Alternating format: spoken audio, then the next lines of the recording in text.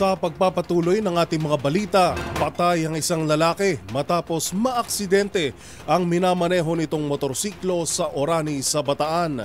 Yan at ang iba pang mga rumarapidong balita mula sa probinsya, hatid ng iba't ibang istasyon sa ilalim ng MBC Media Group.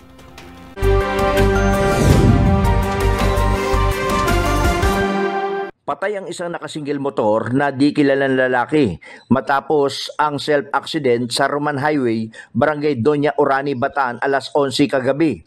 Sa ulat ng Orani PNP, ang biktima ay sakay ng kanyang Suzuki Raider 150 na kulay asul na may plate number na 5622NY. Binabaybay umano ang kahaba ng highway at pagsapit sa nasabing lugar, bumangga ito sa highway na nagresulta nagtamo ito ng matinding pinsala at agad na isinugod sa Orani District Hospital, ngunit idiniklara itong dead on arrival ng mga doktor. Samantala sa mga nawawala na kaanak na di pa umuwi, magsadya lamang sa Orani PNP para sa iba pang karagdagan detalye.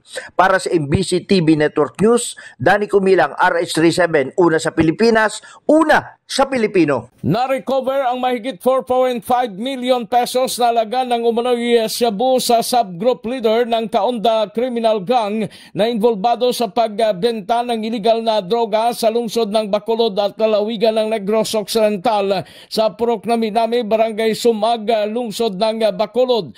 Ang naresto kinilala na si Faisal Sakar, 24 anyos, gym instructor at kinokonsiderang high value individual at residente ng Islamic Compound, Barangay 31 ng nasabing lungsod.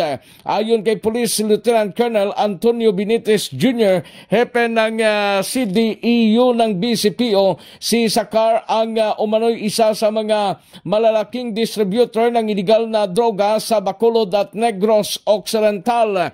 Na-confess ka sa suspect ang siyam na bulto at 5 plastic sa ng umano'y shabu na more than 675 grams na mayroong market value na 4,590,000 pesos. Para sa MBC TV Network News, ito si Rex Cantong, una sa Pilipinas, una sa Pilipino. Most wanted person sa Malasiki, Pangasinan, kusang sumuko sa PNP. Ilang buwan ding pinaghahanap ng kapulisan ng most wanted person na si George Cabrera, 26 anyos, binata, residente ng Barangay Tulunggo at Malasiki.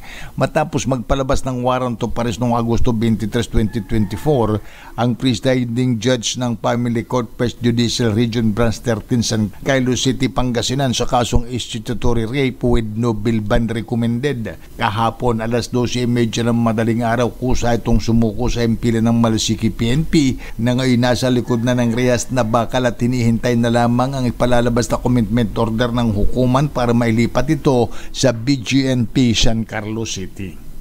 Para sa MBC TV Network News, ito si Freddy Fajardo, RH37, una sa Pilipinas, una sa Pilipino.